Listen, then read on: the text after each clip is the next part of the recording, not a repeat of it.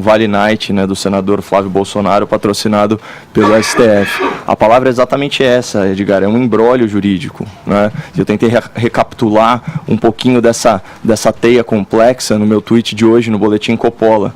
Diz o seguinte: o ministro Gilmar Mendes deu passe livre na justiça para o senador Flávio Bolsonaro, depois do presidente do STF, Dias Toffoli, suspender investigações a partir de relatórios do COAF, agora o IFE, né, Unidade de Inteligência Financeira, assim beneficiando por tabela Glenn Greenwald, hi there. É um time tanto, só faltam o Queiroz e o David, hashtag STF Vergonha Nacional. Eu sempre pontuo isso, né, como bem trouxe o Zé, são vários os investigados beneficiados por isso, incluindo o Glenn Greenwald e o David Miranda, né, por aquela liminar do Dias Toffoli sobre o caso Queiroz-Flávio Bolsonaro, que ele suspende, né, qualquer investigação provocada legalmente pelo COAF. Na verdade, na prática, é como se o STF ele tivesse trancado qualquer investigação sobre crime financeiro até novembro desse ano, especialmente crimes de lavagem de dinheiro. Então, é um grande aviso do STF aos bandidos. A primavera de 2019 é a melhor estação para você cometer crimes do colarinho branco. E só para reforçar o absurdo dessas decisões, tanto do Dias Toffoli como esse reforço agora do Gilmar Mendes, o COAF, ou a Unidade de Inteligência Financeira, não investiga. Ele recebe notificações do sistema bancário sobre movimentações atípicas, incomuns. Aí ele monta relatórios um pouco mais aprofundados, coesos, ligando algumas informações de caráter público. E ele reporta ao Ministério Público, que solicita ou não a abertura de inquérito.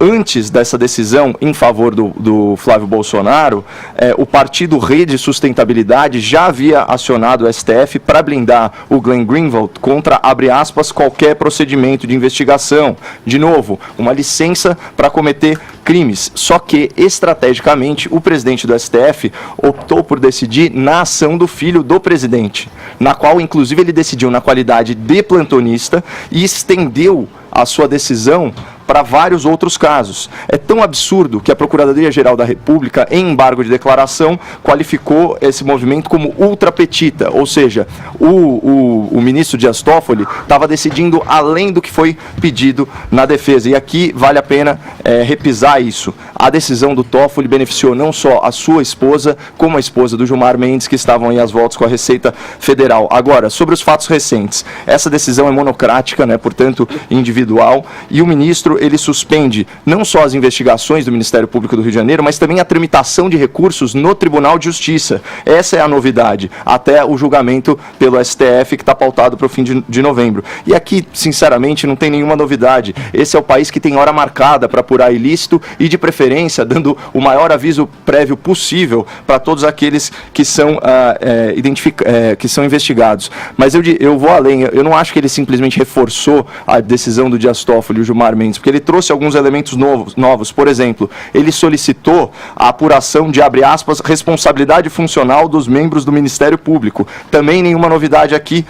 Esse é o país que criminaliza o combate à corrupção, em que a imprensa aplaude, né, o vazamento de mensagens privadas, roubadas aí de cidadãos comprometidos em levar a justiça aos ricos e poderosos. E o último ponto interessante é sobre a narrativa política a respeito desse fato que está rolando na internet. A ala governista mais aguerrida, por assim dizer, fala que isso é uma grande cortina de fumaça para tirar o foco da aprovação da reforma da Previdência no Senado. Inclusive, eu recomendo aqui para os tuiteiros, né, a hashtag Senado aprove a reforma. Só que, na verdade, olhando mesmo por essa ótica de um governo novo refém de um sistema antigo, esse é um argumento de mão dupla. Por quê? A repercussão da notícia do caso Flávio Bolsonaro, ela vai ser limitada justamente pela pauta da reforma, divide a atenção do público, e é do interesse dos senadores que a aprovação da reforma, que tem uma natureza impopular, né, porque restringe, reformula, moderniza direitos, ela tenha menos protagonismo no noticiário.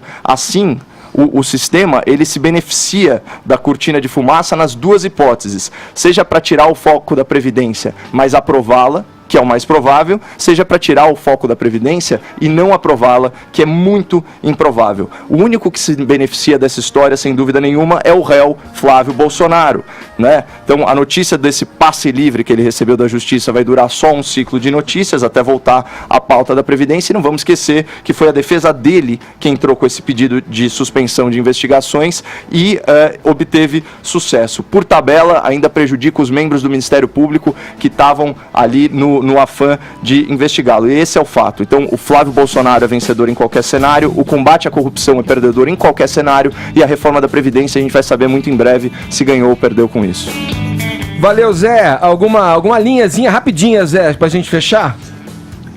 É isso que o Caio falou, exatamente. Aproveitou aí a linha do filho do presidente para fazer uma anistia e uma proteção geral. Só no dia 21 de novembro é que nós ficaremos sabendo que a Corte pensa exatamente desta proibição do uso de dados de instituições que foram criadas para isso. Sim. É isso aí, Diego. Vamos contar esses aproximadamente 50 dias que temos pela frente, então. Valeu, Zé. Um abração, hein?